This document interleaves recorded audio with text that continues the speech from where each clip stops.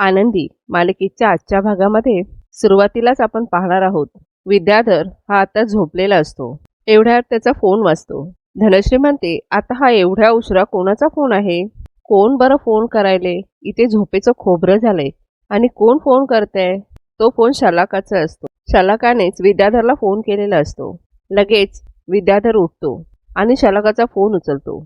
शलाकाचा phone उचलल्यानंतर तो म्हणत असतो, काय ग शलाका, एवढ्या रातच्याला का बरं फोन केलास? विद्याधर म्हणतो, अगं बोल शलाका, अगं किती वाजलेत? इतक्या रात्री कोणी फोन करतं का? अगं झोप मोड झाली की माझी. शलाका म्हणते, विद्याधर बातमी अशी खमंग आहे ना, जर ऐकशील तर तुझ्या आयुष्यभराची झोप उडून जाईल बघ. विद्याधर म्हणतो, काय आहे बरं? शलाका म्हणते, आपला खबरी आहे ना, त्याने सुगावा लावलाय आनंदीचा. हे ऐकून विद्याधर म्हणतो, काय? विद्याधरला खूपच आनंद झालेला असतो. विद्याधर म्हणतो, आनंदी गावली, कुठे आहे ती? शलाका म्हणते, अरे कोल्हापूरमध्ये एका धर्मशाळेमध्ये आहे महाराणी. विद्याधर म्हणतो, अच्छा धर्मशाळा गाठली वय. शलाका म्हणते, मग? विद्याधर साहेब, ज्या रात्रीचा हिशोब बाकी होता तो पुरा करायचा रस्ता तुझा आता मोकळा झालाय. विद्याधर म्हणतो, नाही ग शलाका, जेव्हा जेव्हा त्या आनंदीच्या जवळ जायचा प्रयत्न केलाय ना मी, तवा तवा एखाद्या कुत्र्यासारखं मला हुसकून लावलंय तिने. आणि या विद्याधरला नकार पचवायची सवय नाहीये. शलाका म्हणते, काय नक्की काय चाललंय तुझ्या डोक्यात?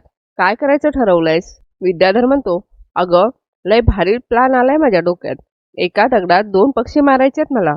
एक म्हणजे त्या पृथ्वीच्या धंद्यासाठी पैसे गुंतवायचे आहेत ना, ते सर्व पैसे आनंदीकडनं वसूल करतो मी. यावर शलाका म्हणते, पैसे? अरे त्या भिकारड्या पोरीकडे सोन्याची खाण लागली आहे का?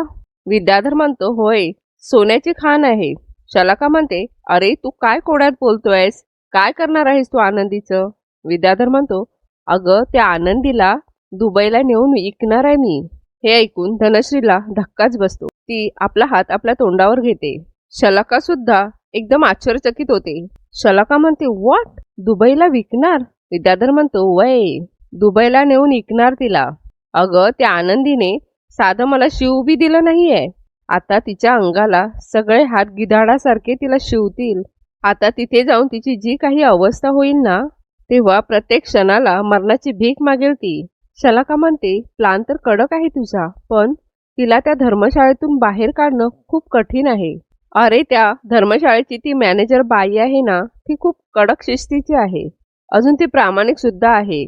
शिवाय त्या धर्मशाळेमध्ये माणसांची वर्दळ सुद्धा खूप असते. त्यामुळे त्या आनंदीला तेथून जिवंत बाहेर काढणं जरा अवघड जाईल. यावर विद्याधर म्हणतो, त्याचा तोडगा कसा काढायचा ते विद्याधरला बरोबर माहिती आहे. तू एक काम कर, तू ज्या माणसासने कामाला लावलायस त्याला एक ट्रंक घेऊन इथे यायला सांग.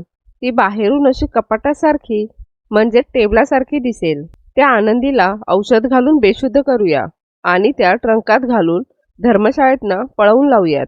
आणि त्या प्रामाणिक मॅनेजरचा काटा कसा काढायचा ते यो विद्याधर स्वतः बघेल. यावर शलाका म्हणते, वा एक नंबर, चला होऊन जाऊ देत मग धमाका. हे ऐकून धनश्री म्हणते, अहो अहो मी काय म्हणते ऐका. हे बघा, कशाला या भानगडीत पडायलात तुम्ही? आनंदी गेली आहे ना आपल्या घरातून, तिला जाऊ देत ना. उगाच तुम्ही यात पडाल आणि आपले हात काळे करालो. आणि काही भलतं सलतं झालं ना हो, की भाऊजींचा राग बी आपल्याला माहिती आहे ना. विद्याधर लगेचच धनश्रीचे केस पकडतो आणि म्हणतो, ज्या गोष्टीमध्ये तुझं डोकं चालत नाहीये ना, त्या गोष्टीमध्ये फुकटचं तोंड चालवायचं नाही. असं किती वेळा सांगितलंय मी तुला? धनश्री पुन्हा बोलायला जात असते, परंतु विद्याधर म्हणतो, शांत बस. जास्त वटवट केलीस ना तर तुला सुद्धा त्या आनंदी बरोबर दुबईला इकून येईन. मग बस तिथे अभिभी करत. त्यानंतर विद्याधर आनंदी आनंदगडे, आनंदीला विकली दुबईकडे असं म्हणत जाऊन झोपून जातो. धनश्रीला मात्र खूपच टेन्शन आलेलं असतं. दुसरीकडे आनंदी आपल्या खोलीमध्ये असते. शांत विचारांमध्ये तशीच बसल्या जागी झोपलेली असते आणि ती आपल्या विचारांमध्ये हरवलेली सुद्धा असते. दुसरीकडे शलाकाची माणसं त्या आश्रमामध्ये पोहोचलेली असतात. त्यांच्यासोबत एका ट्रकामध्ये एक ट्रंक असतो. त्या टेम्पोमधून ते लोक तो ट्रंक बाहेर काढतात. त्या ट्रंकमध्ये आरामात एखादा माणूस आतमध्ये बसू शकतो, एवढा मोठा तो ट्रंक असतो. आनंदीला इकडे तिच्या रूममध्ये कोणीतरी आल्याची चाहूल लागते. चाहूल लागल्यानंतर आनंदी लगेचच थोडीशी हलते आणि म्हणत असते, कोण आहे तिकडे, कोण आहे? इतक्यातच आरती समोर येते. आरती आनंदीला पाहते आणि तिला धक्काच बसतो. खरं तर तिला फार आनंद झालेला असतो की आनंदी तिला भेटली म्हणून. आरती लगेचच आनंदी लगेच म्हणते, ताई तू? अगं आरती ताई तू? असं म्हणत दोघी जणी एकमेकांना घट्ट मिठी मारतात. पण आनंदी म्हणत असते, तू इथे का आलीस आरती ताई? अगं सांग ना, तू इथे का आलीस? तेव्हा आरती म्हणू लागते, आनंदी तू वेडी आहेस का ग? हा प्रश्न तू मला कसा काय विचारू शकतेस? तुझी हिंमत कशी झाली आम्हा सर्वांपासून इथे दूर येऊन राहायची आणि सर्वांपासून ह्या सर्व गोष्टी लपवून ठेवायची? एवढं सगळं करायची तुझी हिंमतच कशी झाली ग? आरती म्हणते, आनंदी तुला माहिती आहे तू स्वतःला नाही आम्हा सगळ्यांना किती त्रास दिलायस तो? यावर आनंदी म्हणते, सॉरी, परंतु तुला हा पत्ता कसा काय सापडला? हा पत्ता तर मी कोणाला सुद्धा सांगितला नव्हता. तेव्हा आरती म्हणत असते, ज्या नंबरवरून तू फोन केला होतास तो नंबर मी पिंट्याला दिला. पिंट्याने तो नंबर ट्रॅक केला आणि त्यानंतर हे लोकेशन त्या नंबरवरच भेटलं. त्यानंतर त्या आश्रमातील जो वॉचमन असतो तोच वॉचमन शलाकाच्या माणसांना मदत करणार असतो. तो त्या शलाकाच्या माणसांना म्हणत असतो की आता इथे मॅडम आतमध्ये आहेत, पण मॅडम खूप स्ट्रिक्ट आहेत. जर त्यांना थोडं जरी काही समजलं तर त्या लगेचच पोलिसांना फोन करतील आणि जर पोलिसांना फोन केला तर काहीही केलं तरी तुमचं काही खरं नाही, असा तो वॉचमन सांगत असतो. तेव्हा तुम्ही एक काम करा, थोडंसं आडोशाला थांबा.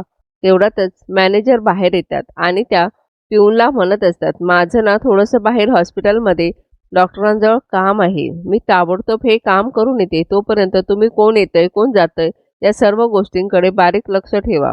शिवाय आपल्या या संजीवनी आश्रममध्ये एक नवीन मुलगी आली आहे, तिच्याजवळ सुद्धा लक्ष ठेवा. तो वॉचमन म्हणत असतो, मॅडम तुम्ही अजिबात काळजी करू नका, मी असताना तुम्हाला काळजी करण्याची काहीही गरज नाही, असं म्हणून आता त्या मॅनेजर निघून जातात. मग हा वॉचमॅन लगेच शलाकाच्या माणसांना मदत करायला सुरुवात करतो. शलाकाची माणसं लगेचच टेम्पोतून तो बॉक्स बाहेर आणतात आणि ते दोघे जण आता तो बॉक्स घेऊन आनंदीच्या खोलीकडे निघालेले असतात. दुसरीकडे आनंदी आणि आरती या दोघी जणी बोलत असतात. आरतीने सर्व सांगितल्यानंतर आनंदी म्हणते, आरती ताई खरंच तू कमाल आहेस. तेव्हा आरती म्हणत असते, हो, जेव्हा मी इथे आले ना तेव्हा इथल्या मॅनेजर साहेबांनी सुद्धा मदत केली मला. आनंदी म्हणू लागते, पण मी त्यांना सांगितलं होतं की ह्या सगळ्या गोष्टी ज्या आहेत त्या कोणालाही सांगू नका. असं कसं करू शकतात त्या? यावर आरती म्हणते, असं कसं सांगू नका म्हणजे? अगं मी तुझी बहीण आहे. अगं बहिणीला सांगू नका असं कसं होईल? वेडी आहेस का ग तू? असं स्पष्टपणे ती बोलत असते. मग आता हे सर्व काही बोलल्यानंतर आनंदी आता इकडे रडायला लागलेली असते. तेव्हा आरती तिच्यावर ओरडते आणि म्हणत असते, तू वेडी आहेस का ग? सगळ्या गोष्टी करताना तुला काहीच कसं वाटत नाहीये? एकदा माझा, आरचीचा आणि आबांचा विचार सुद्धा आला नाही का ग तुझ्या मनात? अगं आता पहिल्यासारखं नाही राहिलंय की मुलीला एकदा लग्न करून दिलं तर ती सासरीच राहू शकते, ती माहेरी येऊ शकत नाही. अगं आता जमाना बदललाय, ते घर सुद्धा तुझं. आनंदी म्हणू लागते, पण मला तुम्हा सर्वांवर ते ओझं बनून अजिबात राहायचं नाहीये. तेव्हा मात्र आरती म्हणते, तुला असं कोणी सांगितलं की तू आमच्यासाठी ओझं आहेस म्हणून? तू आमच्यासाठी अजिबात ओझं वगैरे नाहीयेस, ते तुझं हक्काचं घर आहे. अगं आबा केवढी वाट बघतायत तुझी. आरची तर तुला खूपच ओरडणार आहे. यावर आनंदी म्हणते, म्हणजे मला अजून आरचीचा सुद्धा ओरडा खायचा आहे का? आरती म्हणते, हो, अजून तुला आरचीचा सुद्धा ओरडा खायचा आहे. यावर आनंदी हसू लागते. आनंदीला हसताना बघून आरतीला मात्र खूपच आनंद झालेला असतो. आनंदी आबांबद्दल विचारत असते. आरती म्हणते, आबा तुला अधिक जवळ घेतील आणि नंतर विचारतील, तू मला न सांगता का सोडून गेली होतीस आणि या गोष्टीवरून तुझ्यावर रुसून सुद्धा बसतील. असं म्हणून आरती आणि आनंदी दोघेही एकमेकांना घट्ट मिठी मारतात. दुसरीकडे शिर्केंनी ठेवलेल्या कोल्हापूरच्या खबऱ्याला कॉल केलेला असतो, परंतु त्याचा कॉल मात्र बंद येत असतो. शिर्के म्हणत असतात, मालक साहेब खूप मोठा प्रॉब्लेम झाला आहे. ज्या खबऱ्याला आपण पैसे दिले होते ना त्याचा फोन आता बंद येत आहे. मालक साहेब म्हणतात, एक काम करा, आपल्या माणसाला पाठवा की त्याच्या ऑफिसमध्ये. शिर्के म्हणतात, हो पाठवलं, परंतु त्याच्या ऑफिसला एवढं मोठं टाळं आहे, कुठे गेलाय तो कुणास ठाऊक. यावर मालक साहेब म्हणतात, काहीतरी गडबड नक्की आहे शिर्के. त्याला जेवढे पैसे दिले होते ते बघता अख्ख्या कोल्हापुरात कोणाची हिंमत नाहीये माझं काम न करण्याची. यावर शिर्के म्हणतात, मग काय झालंय असं? मालक साहेब म्हणतात, शिर्के, आनंदीला कुणीतरी न शोधण्यासाठी आणि आनंदीची खबर माझ्यापर्यंत न पोहोचवण्यासाठी त्याला दुप्पट तिप्पट पैसे दिले असणार. शिर्के म्हणतात, म्हणजे आपला खबरी विकला गेलाय.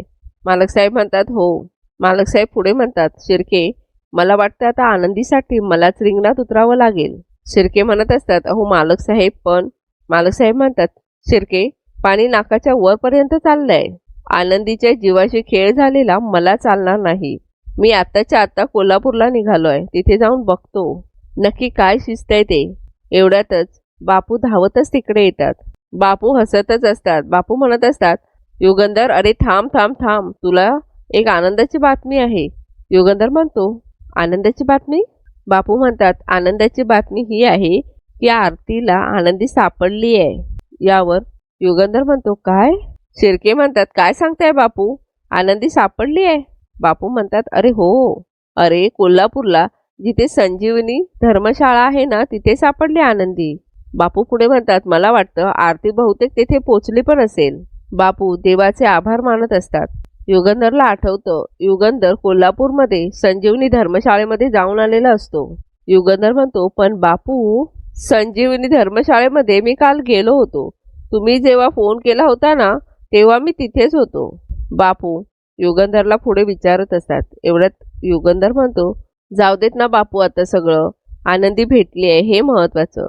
आता मी स्वतः कोल्हापूरला जातो आणि तिला घेऊनच येतो. बापू म्हणत असतात, निघ निघ, खरंच निघ. युगंधर निघतच असतो. एवढ्या समोरून मिताली येते. मिताली म्हणते, बाबा, बाबा, जरा बोलायचं होतं.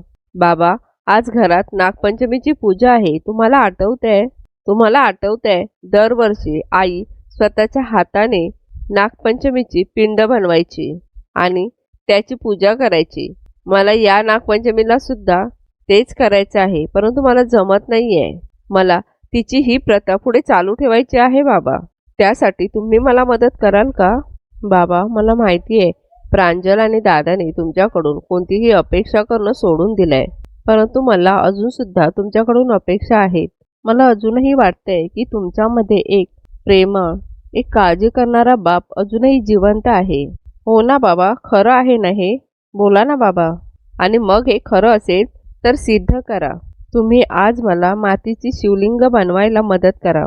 माझी आणि आईची इच्छा तुम्ही पूर्ण कराल ना बाबा? बापू म्हणत असतात, मिताली, आता ना युगंधरला जरा महत्त्वाच्या कामासाठी बाहेर जायचंय. एवढ्यातच मालक साहेब म्हणतात, बापू. त्यानंतर मालक साहेब मितालीला म्हणतात, तुझी हीच जर इच्छा असेल तर मी तुला मदत करेन. हे बघ, तू बाकी सर्व तयारी कर, मी आलोच. यावर मिताली खूप खुश होते. मिताली आपल्या वडिलांना थँक्यू सो मच असं म्हणून तिथून निघून जाते. युगंधर शिर्केंना सांगत असतात, कोल्हापूरला जाऊन आनंदीला घेऊन यायचं. परंतु काहीही झालं ना तरी एक गोष्ट ध्यानात ठेवायची, आनंदीला इथे घरी घेऊन येऊ नका. तिला फॅक्टरीमध्ये घेऊन यायचं. तोपर्यंत मी तेथे येतोच. यावर शिर्के म्हणत असतात, हो मालक साहेब, मी आनंदीला डायरेक्ट फॅक्टरीमध्येच घेऊन येतो. दुसरीकडे आश्रमामध्ये आरती आणि आनंदी या दोघीही गप्पा मारत असतात. शलाकाने पाठवलेली माणसं म्हणत असतात, ही बाई कोण आहे? मगाशी तर कोणीही नव्हतं. ती माणसं म्हणत असतात, अरे ती बाई कोण आहे? मगाशी तर ती आपल्या प्लॅनमध्ये नव्हती. वॉचमन म्हणत असतो, अरे मला काय माहीत, मगाशी मी जेव्हा बघितलं होतं तेव्हा तर ती एकटीच होती. त्यानंतर वॉचमन, मी काहीतरी करतो असं सांगून आनंदीजवळ जातो. आरती आनंदीला म्हणत असते, हे बघ, आता वेळ वाया घालवू नकोस. चल लवकर, आपण लगेच निघूयात. आरती आनंदीसाठी साडी घेऊन आलेली असते. साडी काढून आरती आनंदीच्या हातामध्ये ठेवते. विद्याधरने इकडे वॉचमनला कॉल केलेला असतो. विद्याधर खूपच चिडलेला असतो. विद्याधर म्हणतो, मी काय सांगितलं होतं तुला? माझ्या माणसांना आनंदीला उचलण्यात मदत कर म्हणून. ती मदत तू केलीस की नाही? यावर वॉचमन म्हणतो, साहेब, इकडे एक प्रॉब्लेम झालाय. अहो, ती आनंदी नावाची मुलगी आहे की नाही, तिच्यासोबत इकडे कोणीतरी एक आरती नावाची मुलगी आहे. ती तिला घेऊन जायच्या तयारीत आहे. हे ऐकून विद्याधर म्हणतो, तू एक काम कर, त्या आरतीला ना काहीतरी बहाण्याने बाहेर काढ. या वेळातच माझी माणसं त्या रूममध्ये जातील. आणि आनंदीला उचलतील असं म्हणून तो त्या माणसावर खूपच चिडलेला असतो. तो माणूस म्हणत असतो, साहेब करतो करतो काहीतरी जुगाड. विद्याधर म्हणत असतो, लवकर कामाला लागा. विद्याधर खूपच चिडलेला असतो. शलाका म्हणत असते, विद्याधर सगळं ठीक आहे ना? विद्याधर म्हणतो, हो सगळं ठीक आहे, तू अजिबात काळजी करू नकोस. आपलं काम 100% फत्ते होणार आहे. त्यानंतर विद्याधर म्हणतो, तो दुबईचा एजंट आपली वाट बघत असेल. शलाका म्हणते, हो, जेवढं लवकर आपण आनंदीला त्यांच्या ताब्यात देऊ ना, तितका मोठा चेक आपल्याला मिळेल. विद्याधर म्हणत असतो, बरोबर बोलतेस तू. त्या आनंदीला एवढ्या किमतीमध्ये विकायचं ना की आयुष्यात पुन्हा काही करायची गरजच नाही पडली पाहिजे. एवढ्यातच जोराने विद्याधरचा फोन वाजतो. विद्याधरला पृथ्वीचा फोन आलेला असतो. विद्याधर खूप घाबरलेला असतो. विद्याधर म्हणत असतो, हा पृथ्वी का आतासा फोन करायला लागलाय? यावर शलाका म्हणते, उचल, फोन स्पीकरवर टाक. पृथ्वी म्हणतो, मी शलाका मावशीच्याच ऑफिसकडे चाललोय, तुम्ही दोघे तिकडेच आहात ना? विद्याधर म्हणत असतो, नाही, मी एका मीटिंगमध्ये आहे, नंतर बोलून चालणार नाही का? परंतु पृथ्वी म्हणत असतो, नाही, मला पार्टनरशिपबद्दल आत्ताच्या आता काहीतरी बोलायचं आहे. विद्याधर म्हणतो, बरं ठीक आहे, ये. त्यानंतर विद्याधर शलाकाला म्हणतो, तू आता इथून निघ आणि माझी माणसं असतील तिथेच तू पोच आणि त्या गुंडांना बरोबर ॲड्रेस दे. एकदा का आनंदी तेथे आली की तिथेच तिला एक्सपोर्ट करता येईल. एकदा का आनंदी परदेशात पोहोचली, तिला परदेशात एक्सपोर्ट केली की पैसे आपल्या अकाउंटला इम्पोर्ट होतील. शलाका म्हणते, विद्याधर काळजी नसावी, चल करून टाक आता धमाका. असं म्हणून शलाका तेथून निघून जाते. दुसरीकडे आरती आनंदीला म्हणत असते, आनंदी आवरून घे, आपण निघूयात. एवढा तेथे वॉचमन येतो आणि म्हणत असतो, मॅडम तुम्ही कोण? आरती म्हणते, मी आनंदीची बहीण, तिला न्यायला आली आहे. वॉचमन म्हणतो, परंतु मॅडम तुम्ही आता यांना लगेच घेऊन जाऊ शकत नाही, कारण काय आहे ना, ही सरकारी धर्मशाळा आहे. त्यानंतर वॉचमन आरतीला एक फॉर्म भरायचा आहे असं म्हणून तेथून बाजूला करतो.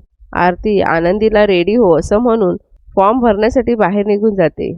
आरती बाहेर गेल्यानंतर लगेचच शलाकाचे गुंड आनंदीच्या खोलीमध्ये येतात. आनंदी म्हणत असते, कोण आहे, कोण आहे तिथं? आरती ताई तू आहेस का? इतक्यात ते गुंड येऊन आनंदीला बेशुद्ध करतात आणि आनंदी बेशुद्ध झालेली असते.